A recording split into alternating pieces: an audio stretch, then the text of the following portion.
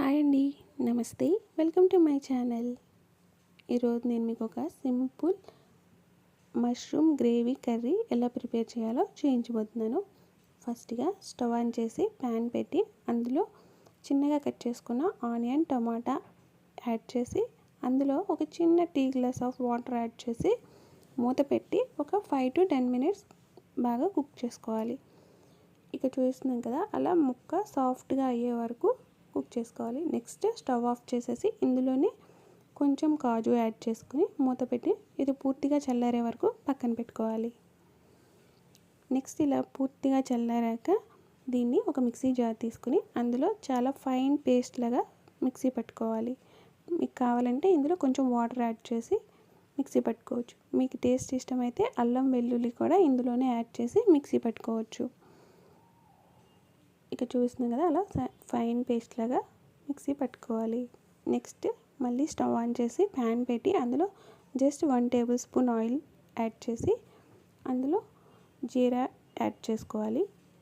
Next మనం ముందుగా mixie చేసి పెట్టుకున్న పేస్ట్ని ఇందులో యాడ్ చేసి ఇదంతా బాగా కలిసేలాగా మిక్స్ చేసుకోవాలి. ఈ కర్రీ రైసు, రోటీ, చపాతీ ఎందులోకైనా చాలా బాగుంటుంది. ఇప్పుడు నెక్స్ట్ ఇందులో పసుపు, గరం మసాలా, ఉప్పు, కారం ఇవన్నీ యాడ్ చేసి ఇవన్నీ బాగా కలిసేలాగా మిక్స్ చేసుకుని నెక్స్ట్ మూత పెట్టి ఒక 5 to 10 minutes ఉడికించుకోవాలి. ఇది బాగా ఉడికిందని మనకి ఎలా తెలుస్తుందంటే ఆయిల్ సపరేట్ అవుతుంది, అప్పటి వరకు ఉడికించుకోవాలి. ఒక 5 to 10 minutesలో ఈజీగా ఉడుకుతుంది. మష్రూమ్స్ తినటం హెల్తీకి చాలా మంచిదండి, లేడీస్కి ఇంకా మంచిది. సో వీక్లీ వన్స్ అన్నా తినడానికి ట్రై చేయండి.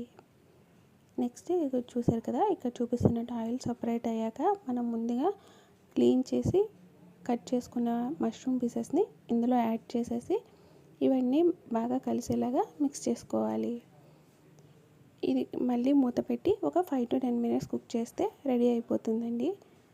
టేస్ట్ చాలా బాగుంటుంది, తప్పకుండా ట్రై చేయండి.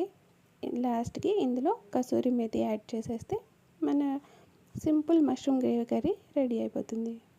మీకు కనుక నా వీడియో నచ్చినట్లయితే please subscribe my channel. Bye అండి.